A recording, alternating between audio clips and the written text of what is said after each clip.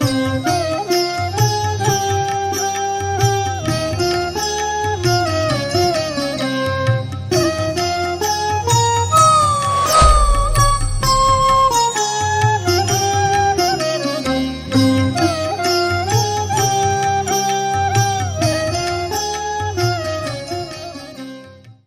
శ్రీమాత్రే నమః. సదాశివసమారంభాం వ్యాసశంకరమధ్యమాం అస్మదాచార్యపర్యంతాం వందే గురుపరంపరాం. ఆదిగురువైన సదాశివుని నుండి అస్మద్గురువరేణ్యుల వరకు జ్ఞానప్రదాతలైన గురుపరంపర అంతటికీ నా నమస్కారం అని ఈ శ్లోకం యొక్క అర్థం. సదాశివుడంటే దక్షిణామూర్తియే. సదాశివునికి శివునికి భేదం ఏమిటి అంటే, శివం అన్న శబ్దానికి క్షేమం, మంగళం, భద్రం అని అర్థం చెబుతుంది శాస్త్రం. ప్రళయం జరిగినప్పుడల్లా సకల జీవరాశిని తనలో లయం చేసుకుని క్షేమంగా చూసేవాడే శివుడు. సదాశివుడంటే అసలు ప్రళయం సంభవించకుండా క్షేమంగా భద్రంగా నిన్ను కాపాడుకునేవాడే సదాశివుడు. అసలు ప్రళయం సంభవించకుండా ఎలా ఉంటుంది అన్న భావన మనకు కలగవచ్చు. అంటే దీన శుభము లేదు, దివ్యకీర్తియు లేదు, జగతి పుట్టి పుట్టి చచ్చి చచ్చి పొరల నేల మనకు, పుట్టని చావని త్రోవ వెడకుకొనుట దొడ్డ బుద్ధి అంటాడు ప్రహ్లాదుడు భాగవతంలో రాక్షస కుమారులతో. ఎంతకాలం పుట్టే మనిషి పోయే మనిషి అంతం లేదురా ఈ చక్రానికి, తల్లి గర్భమున తిప్పలు తప్పగా సదాశివుని మది ధ్యానించు. ఈ దేహమే నేనన్న భావనతో నిజాన్ని గ్రహించలేక, పరమాత్మను చేరుకోలేక, ఆసురీంయోని మాపన్నాహమూఢా జన్మని జన్మని మాం అప్రాప్యైవ కౌంతేయ తతో యాతి పరమం గతిం అని, తతో యాతి అధమం గతిం అని కృష్ణుడు చెప్పినట్టు ఈ విషయ సుఖాలలో, ప్రాపంచిక భోగాలలో పడి దేహంతో తాదాత్మ్యం చెంది పరమాత్మను గుర్తించలేనటువంటి జీవులకు ఆ జ్ఞానాన్ని బోధించి తిరిగి పుట్టుక లేకుండా ఆత్మ జ్ఞానాన్ని అందించగలిగిన వాడే సదాశివుడు. అందుకే సదాశివ సమారంభాం అంటూ ఎక్కడైనా మనం ప్రార్థనా శ్లోకంతో ఉపన్యాసం ప్రారంభిస్తాం, ఆరాధనకు శ్రీకారం చుడతాం. ఇది భారతీయ జీవన విధానానికి మౌలిక సూత్రం. జహా కర్మసే భాగ్య బదలతా, श्रमनिष्ठा कल्याणी है, त्याग और तप की गाथाएं गाती कवि की वाणी है, जीवन का आदर्श जहां पर परमेश्वर का धाम है. భారతీయుని ఆలోచన విధానము సత్కర్మతో తన భాగ్యాన్ని మార్చుకోవచ్చు. సత్కర్మ నీకు భగవంతుడిచ్చిన వరం అన్న భావన బలంగా ఉంటుంది. త్యాగము, తపస్సు ఇవి ఋషి వాక్కులలో ప్రతినిత్యం నీకు మార్గదర్శకం చేస్తూ ఉంటాయి. ఇలా సత్కర్మను ఆచరిస్తూ తపస్సు, త్యాగాలే పరమార్థమని భావిస్తూ పరమాత్మను చేరుకోవటానికే ఈ శరీరమన్న సత్యాన్ని గుర్తిస్తూ ముందుకు సాగేవాడే భారతీయుడు. అందుకే దక్షిణామూర్తి స్తోత్రానికి అంత ప్రాధాన్యత.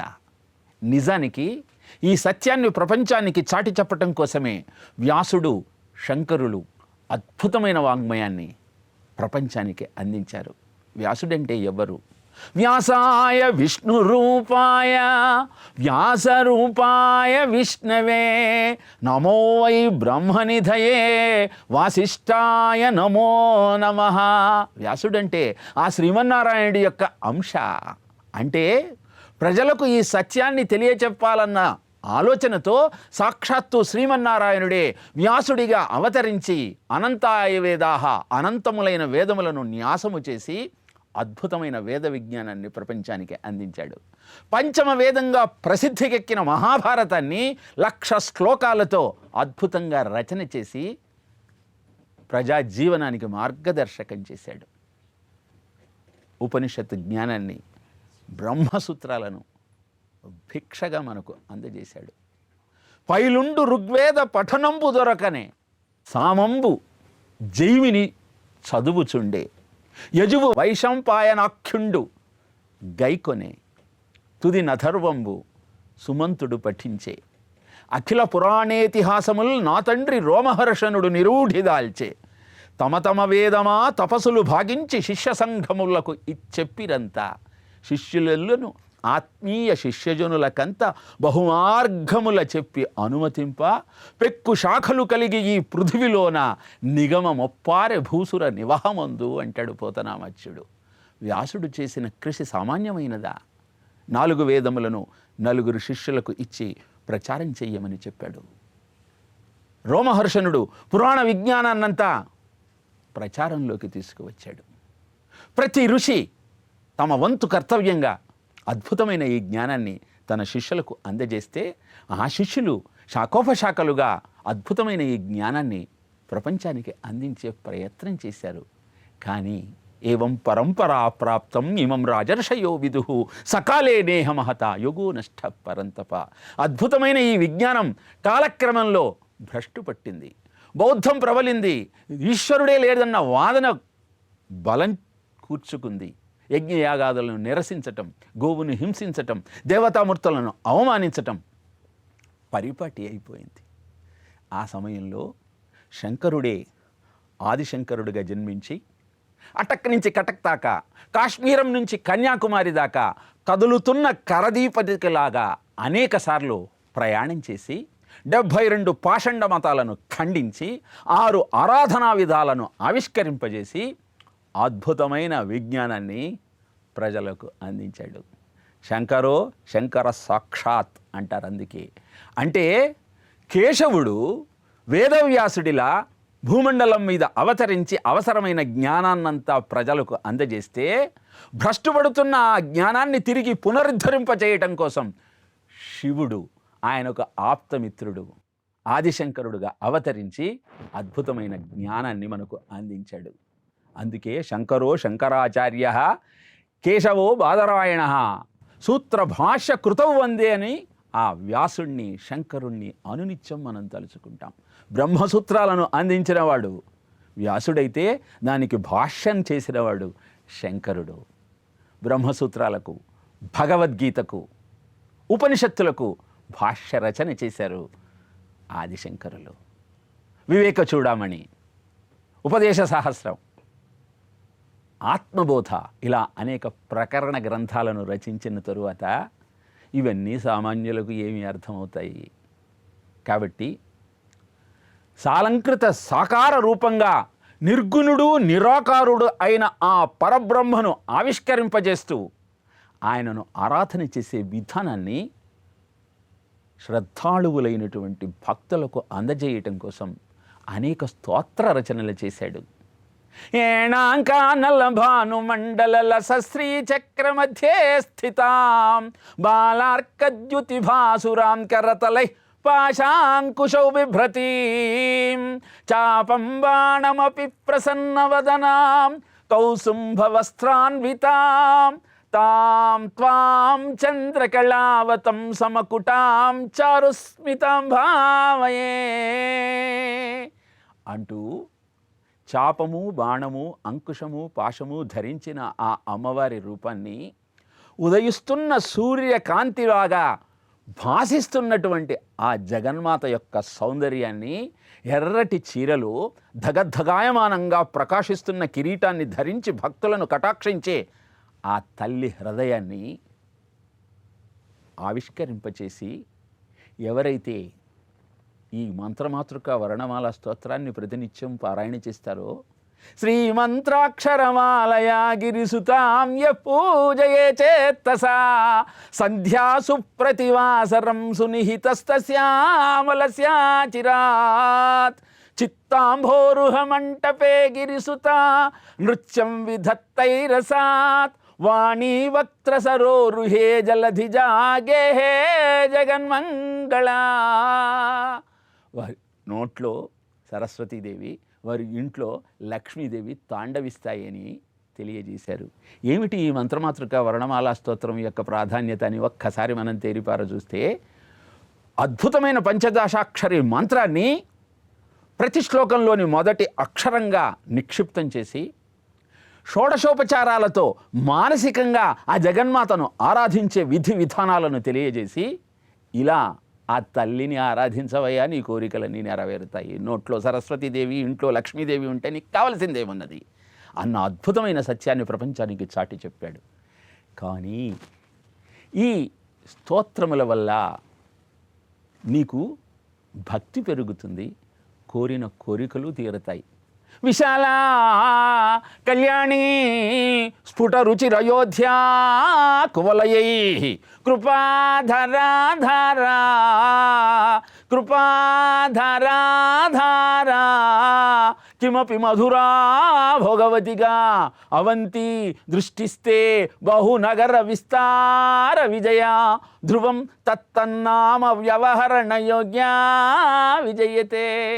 సౌందర్యలహరిలోని 49వ శ్లోకాన్ని రోజు 1000 సార్లు పారాయణ చేసి త్రిఫలాలను నైవేద్యంగా పెట్టి ఉపదేశం పొంది ఎవరైతే ఉపాసన చేస్తారో వారికి భూమిలో నిక్షిప్తమైన నిధులన్నీ కళ్ళకు కట్టినట్టు కనపడతాయి అని సౌందర్యలహరిలో తెలియజేస్తారు. ఇలా భౌతికమైన కోరికలను తీర్చుకుంటూ భక్తిని పెంపొందించుకుంటూ ఆరాధానికి పనికి వస్తాయి తప్పితే తత్వప్రధానమైనటువంటి అద్వైత సిద్ధాంతాన్ని గుర్తించడానికి ఇవి ఉపకరించవు. మరి అద్భుతమైన అద్వైత సిద్ధాంతాన్ని ప్రతిపాదన చేసి వ్యాసుడు ఉపనిషత్తులలో బ్రహ్మసూత్రములలో భగవద్గీతలో నిక్షిప్తం చేసిన ఆత్మ విద్యను అతి సామాన్యులకు కూడా అర్థమయ్యేలాగా ఎలా తెలియచేయాలి అని ఆలోచన చేసిన ఆదిశంకరులు దక్షిణామూర్తి స్తోత్రాన్ని మనకు అందజేశారు.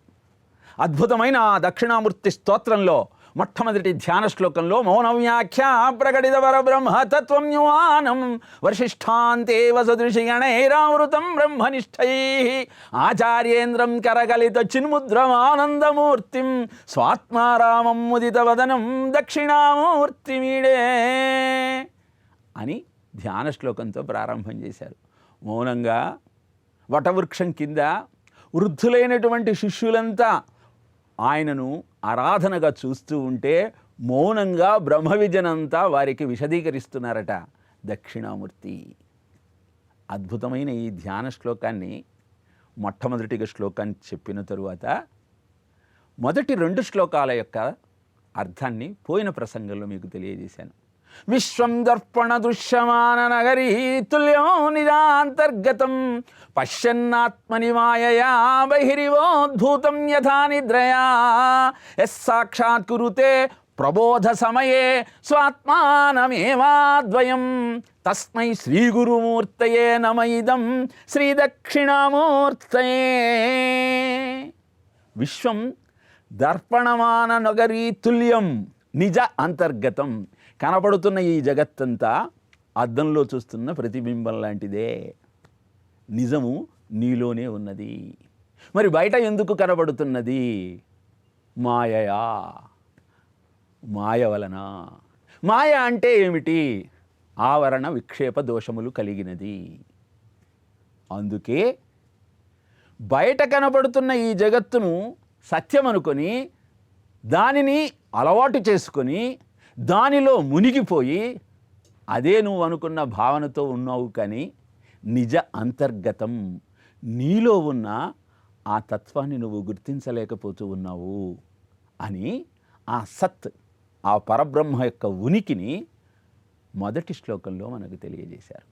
తరువాత 2వ శ్లోకం నుంచి 9వ శ్లోకం దాకా ఆ మాయాశక్తి విలాసాన్ని, జీవ జగత్తు ఈశ్వరుల యొక్క తత్వాలను అద్భుతంగా వర్ణించి 10వ శ్లోకంలో ఫలశ్రుతిని వివరించారు.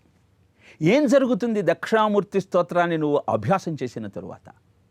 ఏం జరుగుతుంది ఆ తత్వాన్ని నువ్వు ఆవాహన చేసుకున్న తర్వాత సర్వాత్మత్మ మహావిభూతి సహితం స్యాదీశ్వరత్వం స్వతః. సర్వాత్మత్వ అంతా ఒక్క పరబ్రహ్మమే అన్న భావన నీకు కలుగుతుంది. అంతకంటే మహావిభూతి ఏముంటుంది, ఐశ్వర్యం ఏముంటుంది, సంపద ఏముంటుంది? అందరిలో ఆ భగవంతుడే కనపడే అద్భుతమైనటువంటి ఆ భావన నీకు అన్ని సంపదలను కలగజేస్తుంటాం పాటు ఈశ్వరత్వం కూడా నీకు సిద్ధిస్తుంది. అష్టసిద్ధులు నీకు కలుగుతాయి అని అర్థం.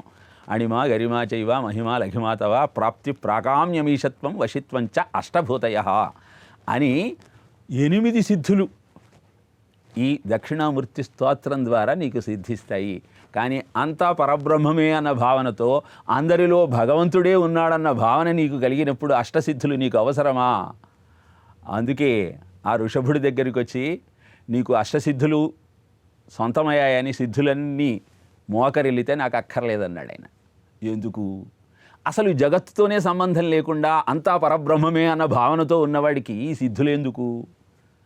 బ్రహ్మమొక్కటే పరబ్రహ్మమొక్కటే అంటూ అన్నమయ్య మెండైన బ్రాహ్మణుడు మెట్టు భూమి ఒకటే చండాలుడుండేటి సరిభూమి ఒకటే అని నీకు తీసుకొచ్చి పట్టాభిషేకం చేసి కనకాభిషేకం చేస్తానన్నటువంటి సాళ్వ నరసింహ భూపతి యొక్క ఆహ్వానాన్ని తిరస్కరించి అంతా బ్రహ్మము అంతా ఈశ్వరుడే, నాకెందుకయా ఈ సంపద అన్నాడు. పులిలో, పాములో, కోతిలో, ఆవులో ఆ పరబ్రహ్మాన్ని చూసిన రమణులు చిద్విలాసంగా ఉన్నారు. భక్తులకు అద్భుతమైనటువంటి జ్ఞానాన్ని ప్రబోధిస్తున్న సమయంలో రోజు ఒక పాము వచ్చి పడగ విప్పి వింటూ ఉండేదిట. ఆ పామును చూసిన భక్తులంతా పారిపోవటం ప్రారంభించారు. ఆ పాముతో, ఏమండి పాము గారు, మీరు రావటం వల్ల భక్తులంతా భయపడుతూ ఉంటే మీరు రావటం అవసరమా అన్నారు. మరునాటి నుంచి పాము రాల. కోతొచ్చి, భగవాన్ నేను వృద్ధుడిని అయిపోయాను, నా కొడుకు కోడలు ఇద్దరు కరెంట్ షాక్ తాకి చనిపోయారు, ఆ మనవలను చూస్తూ ఈ వయస్సులో ఇలా బాధపడటం నాకు చాలా శోచనీయంగా ఉంది అంటే ఇది ప్రారబ్ధం, అనుభవింపక తప్పదు అని కోతికి తెలియజేశారు. ఇక గిరి ప్రదక్షిణ చేసే సమయంలో శిష్యులతో పాటు వెళుతున్న రమణుల ముందు ఒక పులి ప్రత్యక్షమైంది. భక్తులంతా పరుగులు అంకించుకున్నారు. ఆ పులితో మాట్లాడి తరువాత తిరిగి వచ్చి శిష్యులతో, ఆ పులి ఒక సాధువు, నన్ను చూడటానికి వచ్చాడు, చూడటానికి వచ్చిన వాడిని వదిలి నేను అలా తిరిగి వస్తాను అని పులితో సంభాషించాడు. ఇలా అంతా పరబ్రహ్మమే అన్న ఆలోచన కలిగిన వానికి సంపదలెందుకు, అష్టసిద్ధులెందుకు? దక్షిణామూర్తి స్తోత్రాన్ని మీకు బాగా వంటబట్టించుకున్న తరువాత మీలో కలిగే మార్పిదే. ప్రారంభంలోనే ఈ విషయాన్ని ఎందుకు తెలియజేస్తున్నాను అంటే, భారతీయ జీవన విధానమంతా ఇహాన్ని పరాన్ని రెండింటినీ అందించే అద్భుతమైన సాధనం. కేవలము భోగములను మాత్రమే అనుభవిస్తూ బ్రహ్మమును మరిచిపోయినట్టయితే మనకంటే కృతజ్ఞులు ఇంకొకడు ఉండరు. దేవాన్ భావయతానేనా తే దేవా భావయంతవః పరస్పరం భావయంతః శ్రేయః పరమవాప్స్యథ అని చెప్తుంది భగవద్గీత. నీ కోరిన కోరికలన్నీ తీర్చేవారు దేవతలు. వారి గురించి యజ్ఞములు చేసి వారికి ఆహారాన్ని ఇచ్చి వాళ్ళని సంతృప్తిపరచు. తరువాత వాళ్ళు నీ కోరికలు తీర్చిన తరువాత కృతజ్ఞపూర్వకంగా మళ్ళీ యజ్ఞం చెయ్యి. నీకు జన్మనిచ్చిన తల్లిదండ్రులకు దేవతలుగా భావించి వారిని పరిరక్షించటం నీ బాధ్యత. కనుక నీ భోగం కోసం వాళ్లను పక్కన పెట్టి నీ సంతోషం కోసం వాళ్లను అవమానిస్తే అంతకంటే దౌర్భాగ్యము, దుర్మార్గము ఇంకొకటి ఉండదు అన్న సత్యాన్ని గ్రహిస్తూ అద్భుతమైన బ్రహ్మతత్వాన్ని, ఆత్మజ్ఞానాన్ని ఈ 10 శ్లోకాలలో నిక్షిప్తం చేసి మనకు అర్థమయ్యే విధంగా ఆదిశంకరులు ఈ శ్లోకాలలో మన ముందు ఉంచే ప్రయత్నం చేశారు.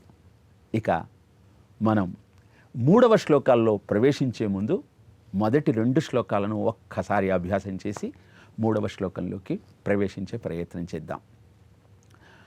ఓం శివాయ గురవే నమః. విశ్వం దర్పణ దృశ్యమాన నగరీ తుల్యం నిజాంతర్గతం పశ్యన్నాత్మని మాయయా బహిరివోద్భూతం యథా నిద్రయా యస్సాక్షాత్ కురుతే ప్రబోధ సమయే స్వాత్మానమేవాద్వయం తస్మై శ్రీ గురుమూర్తయే నమ ఇదం శ్రీ దక్షిణామూర్తయే బీజస్యాంతరివాంకురో జగదిదం ప్రాంగ్నిర్వికల్పం పునః మాయాకల్పితదేశకాలకలనా వైచిత్రచిత్రీకృతం మాయావీవ విజృంభయత్యపి మహాయోగీ వయస్వేచ్ఛయా తస్మై శ్రీ గురుమూర్తయే నమ ఇదం శ్రీ దక్షిణామూర్తయే. ధ్యాన శ్లోకం యొక్క వివరణ, మొదటి శ్లోకం యొక్క వివరణ మీకు ఇంతకు ముందే తెలియజేశాను. ఇహ బీజస్యాంతరివాంకురో జగదిదం ప్రాంగ్ నిర్వికల్పం పునః అన్న రెండవ శ్లోకం యొక్క అర్థాన్ని సంక్షిప్తంగా తెలియచేసి మూడవ శ్లోకాన్ని నేర్చుకునే ప్రయత్నం చేద్దాం.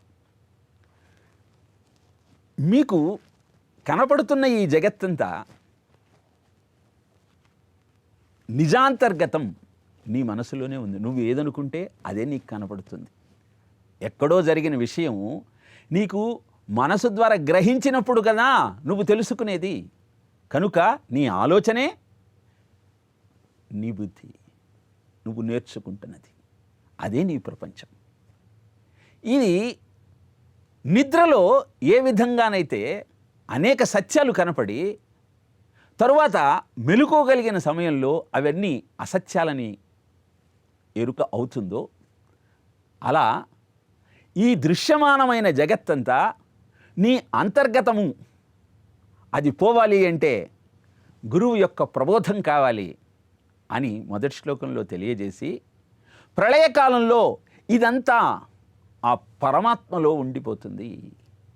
ఎలా అంటే బీజస్యాంతరివాంకురో, పెద్ద వటవృక్షం నీ కనుల ముందు కనబడుతోంది. ఇంత వటవృక్షం ఎక్కడి నుంచి వచ్చినది అని నువ్వు ప్రశ్నిస్తే బీజములలో అంకురము రూపములలో ఉన్నది.